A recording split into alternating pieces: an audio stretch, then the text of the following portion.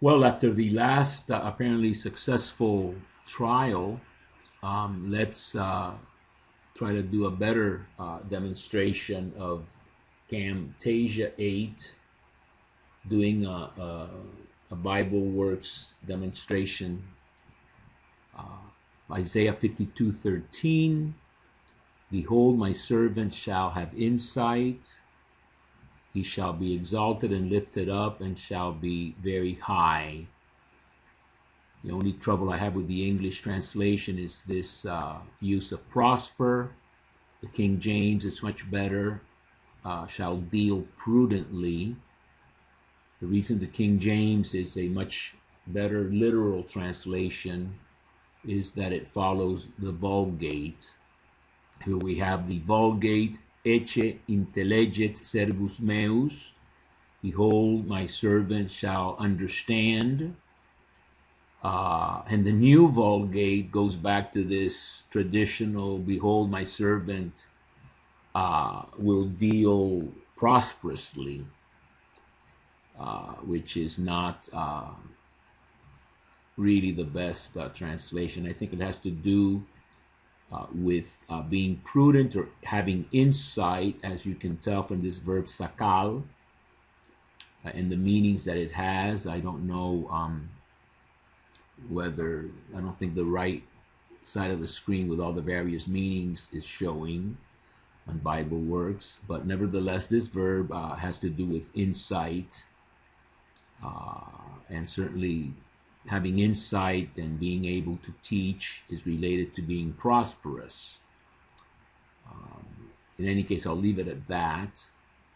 And to make this a little longer, I will deal with the Greek translation of Isaiah 52:13. Behold, my pais, my child or boy, my servant, shall understand and shall be lifted up and glorified exceedingly.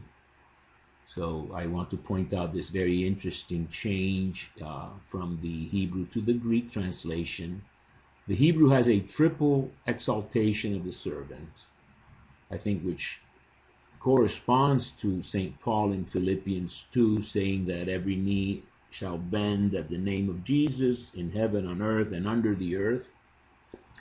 There are other connections between Philippians 2, the Christological hymn there, and this fourth song of the suffering servant, Isaiah 52:13 to Isaiah 53:12. But the interesting thing in the Greek version of the Hebrew is that it reduces the triple exaltation in Hebrew to two things: to be lifted up and to be glorified exceedingly. This corresponds extremely well to the Gospel of John, which certainly speaks a lot about the glorification of Jesus, which is really the same thing as his crucifixion. And three times, key times in the Gospel of John, the verb to be lifted up, this very verb in Isaiah 52:13 in Greek, is used in key moments to refer to the crucifixion. In John 3:14, it says, like Moses lifted up the serpent in the desert, so must the Son of Man be lifted up. And in John 8:28, when you lift up the Son of Man, you will know that I am.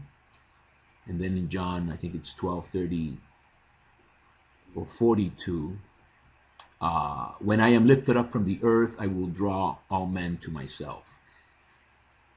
And this is a pun that only works in Aramaic. The verb in Aramaic there, when I am lifted up from the earth, has a double meaning: to be lifted up literally or exalted, or to be crucified. And that's a meaning that basically only works in Aramaic. And we do have an Aramaic passage in the Bible, in the book of Esther, or Ezra rather, chapter 6, which talks about impaling or hanging somebody, which is tantamount to uh, putting somebody on a tree or crucifixion.